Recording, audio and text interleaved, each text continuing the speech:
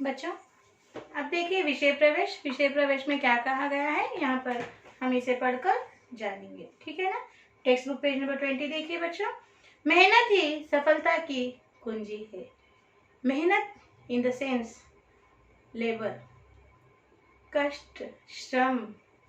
Okay, ये और सफलता का अर्थ है सक्सेस, और कुंजी यानी की। सो लेबर इज ए की for success. What is the proverb? Labour is की सक्सेस, यानी मेहनत ही सफलता की कुंजी है। मेहनत करने से ही हमें सफलता मिलती है, इसीलिए मेहनत को सफलता की कुंजी कहा गया है। कुंजी का अर्थ क्या बताया मैंने? की। ओके, मेहनत करने वाला व्यक्ति कभी नहीं हारता। मेहनत करने वाला व्यक्ति कभी नहीं हारता, वो हमेशा सफल होता है, क्योंकि काल्पनिक जगत को साकार रूप देने वाला वही है। इसके कण कण के पीछे उसी का श्रम है, इसलिए वही कण कण का अधिकारी है। देखो बच्चों, मेहनत करने वाला व्यक्ति कभी नहीं हारता। जो मेहनत करता है, जो व्यक्ति मेहनत करता है, वो कभी जीवन में नहीं हारता, असफल नहीं होता, क्योंकि जो कुछ हम सपने में देखते हैं या कल्पना यानी इमेजिनेशन करते हैं, उसे हम मेहनत से ही साकार रूप दे सकते हैं। सो कल्पना जगत को साकार रूप देने वाला कौन है? मेहनत करने वाला है। आज जो हम इस दुनिया में ये विकास, तरक्की, कामयाबी देख रहे हैं, अभिवृद्धि देख रहे हैं, डेवलपमेंट देख रहे हैं, यह इसके पीछे कौन कौन है? यही मेहनत करने वालों का श्रम छुपा हुआ है। इसीलिए इन मेहनत करने वाले को, इन श्रमिकों को कण कण का अधिकारी कहा गया है। समझ में आ गया? तो अब हम क्या करेंगे, इस कविता का पठन कर उसका अर्थ समझेंगे। ठीक है ना। देखिए बच्चों, अब मैं आप इस कविता का अर्थ और भावार्थ समझाऊंगी और शब्दार्थ का अर्थ भी दूंगी। ठीक है ना। एक मनुज संचित करता है। देखिए, कविता की पंक्तियां मैं बोर्ड पर लिख रही हूँ इस बार। ओके, एक मनुज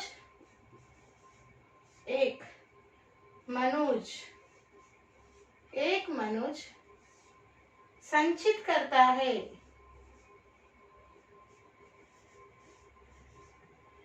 संचित करता है। एक मनुष्य संचित करता है। अर्थपात के बल से। अर्थ पाप के बल से, और भोगता उसे दूसरा, और भोगता उसे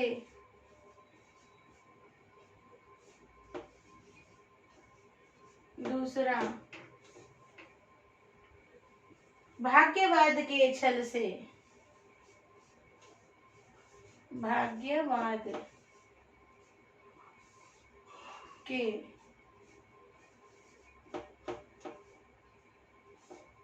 छल से, और भोगता उसे दूसरा, भाग्यवाद के छल से। कविता की पंक्तियां क्या है? एक मनुज संचित करता है अर्थ पाप के बल से, और भोगता उसे दूसरा, भाग्यवाद के छल से। इसका अर्थ है, मनुज का अर्थ है मैन, अ मैन। मनुज का अर्थ क्या है? A man. संचित करना का अर्थ है टू कलेक्ट। संचित करना का अर्थ क्या है? To collect. अर्थ का मीनिंग क्या है? अर्थ यानी वेल्थ। ओके, अर्थ यानी wealth. So I will right the better here only शब्दार्थ। ओके, शब्दार्थ देखिए, इस तरह से लिखिए आप। ओके, ये लिखने के बाद इसके नीचे शब्दार्थ लिखिए। फर्स्ट है मनुज। मनुज का अर्थ है a man. A man. Okay, मनुज का अर्थ क्या है? A man. सेकंड वन, संचित करना।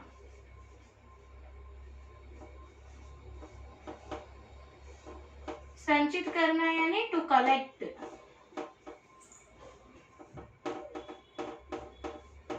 कलेक्ट। अर्थ यानी वेल्थ, अर्थ, अर्थ का अर्थ क्या है? अर्थ का मीनिंग है wealth, wealth. So fourth one I will write here.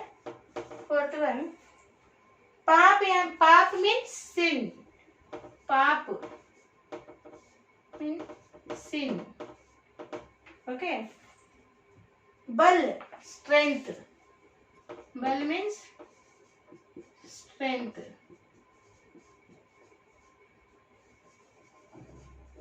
बल means what?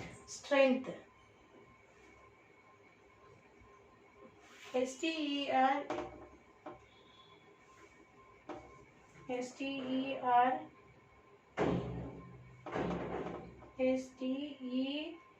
STREN, okay, strength.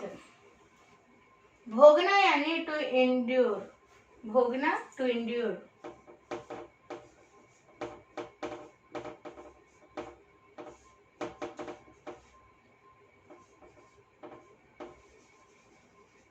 Endure, okay.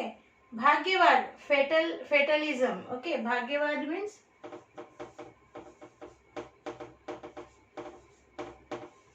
भाग्यवाद, okay, fatalism.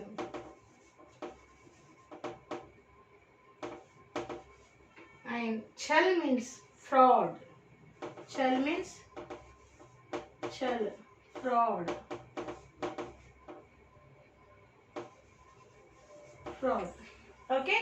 So manuj means a man, संचित करना means to collect, earth means wealth, पाप means sin, बल means strength, भोगना means to endure, भाग्यवाद means fatalism, छल means fraud. Now what is the meaning, भावार्थ of this?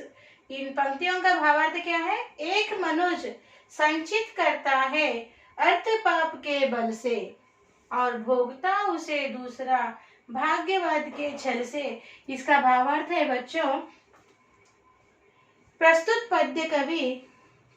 पद्य, ये जो पद्य है प्रस्तुत, यह कवि रामधारी सिंह दिनकर जी के परिश्रम करने वाले और परिश्रम न करने वालों के बारे में बताते हुए कहा है।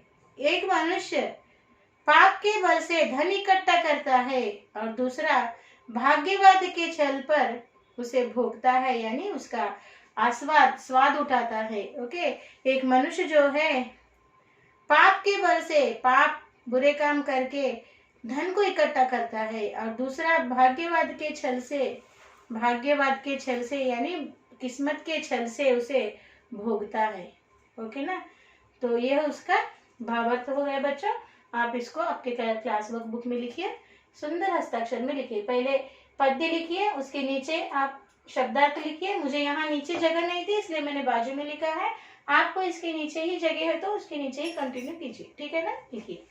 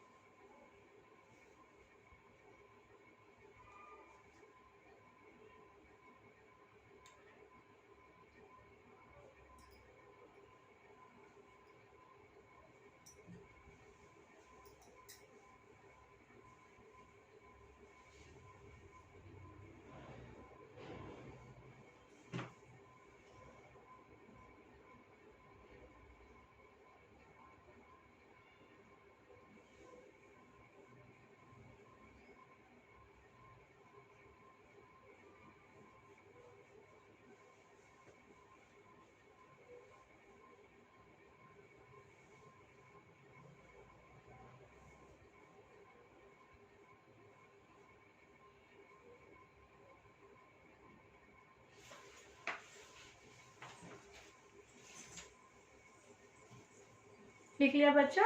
अब हम नेक्स्ट पंक्तियों का नेक्स्ट पंक्तियों का भावार्थ समझेंगे।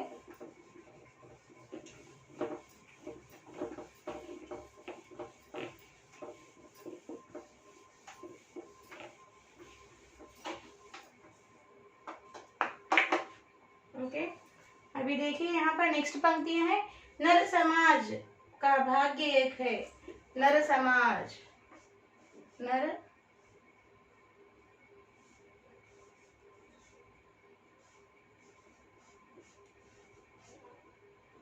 समाज का भाग्य एक है। नर समाज का भाग्य एक है। वह श्रम, वह भुजबल है। वह श्रम, वह भुजबल है।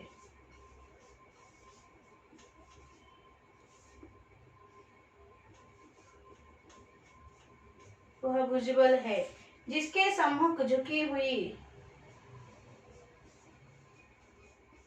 जिसके सम्मुख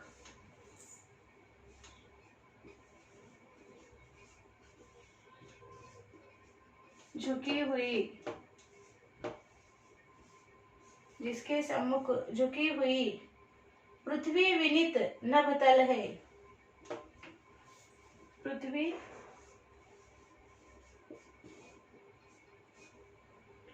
विनीत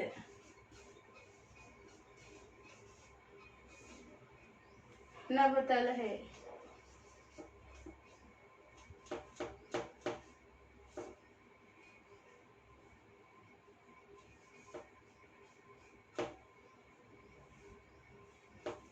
ओके, देखिए यहाँ पर क्या बताया गया है।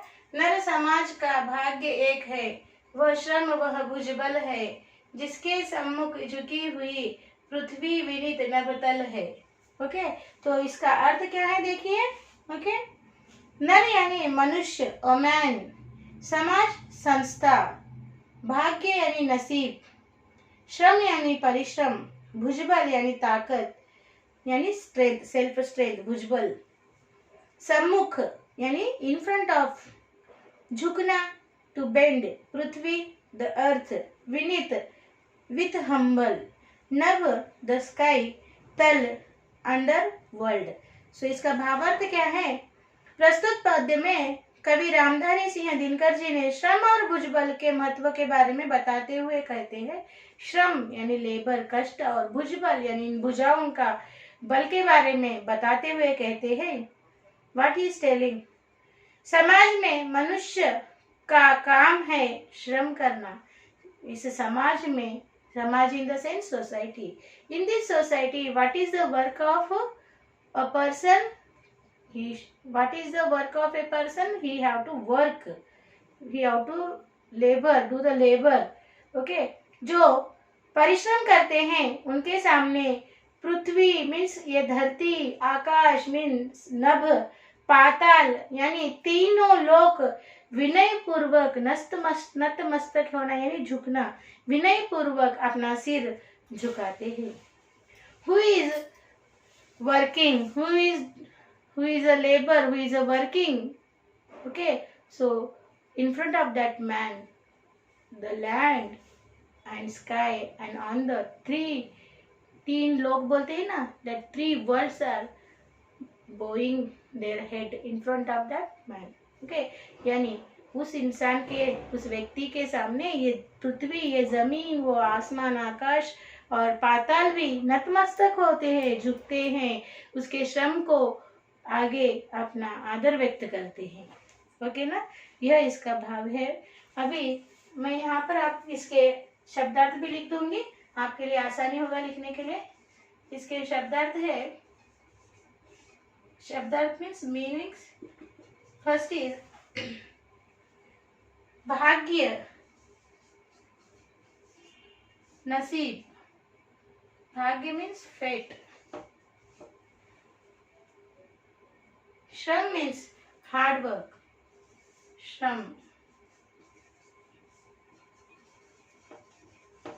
Hard work.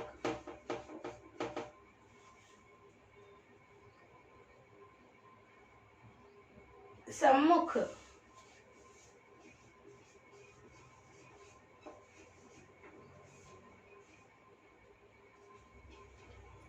in front of, in front of,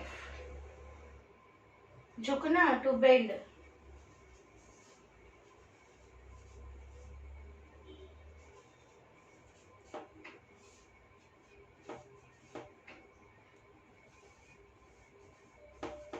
झुकना to bend। विनीत, fifth one I'm writing here, विनीत, with humble,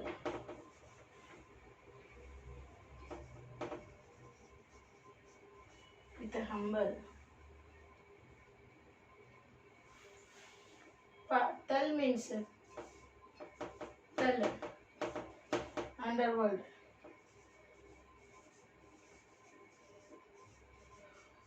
underworld. Okay, so इसको लिख लीजिए, सुंदर हस्ताक्षर में क्लास वर्क में लिख लीजिए, ठीक है ना।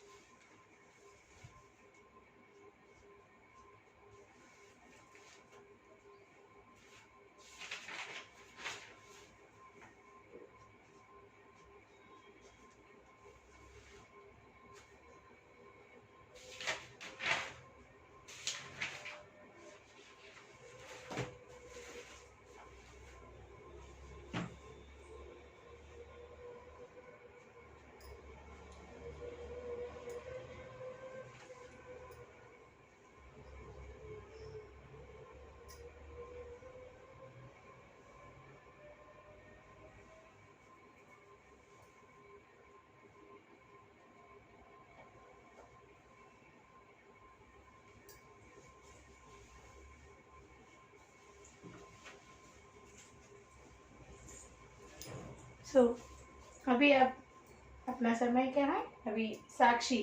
Okay, so this is the class work, now the time for the साक्षी। अभी आपका साक्षी इस तरह से लिख लीजिए, साक्षी subject Hindi, second language, class 10th, and HW same as classwork, one time, this is PS and TS। Okay, so अभी हम होमवर्क, क्लास वर्क में जो कुछ भी लिखा है उसको आपको होमवर्क में कॉपी करना है, ठीक है ना। सो होमवर्क लिखकर यहाँ पे आपके पेरेंट्स साइन लीजिए और लिखकर समय में स्कूल मेल आईडी को भिजवा दीजिए बच्चों, कोई भी पेंडिंग वर्क्स मत रखिए, ठीक है ना। तो आज हम यहीं पर रुकेंगे, इस कविता के अन्य शेष पंक्तियों का अर्थ अगले सेशन में देखेंगे, जानेंगे। तो तब तक धन्यवाद, बाय बाय।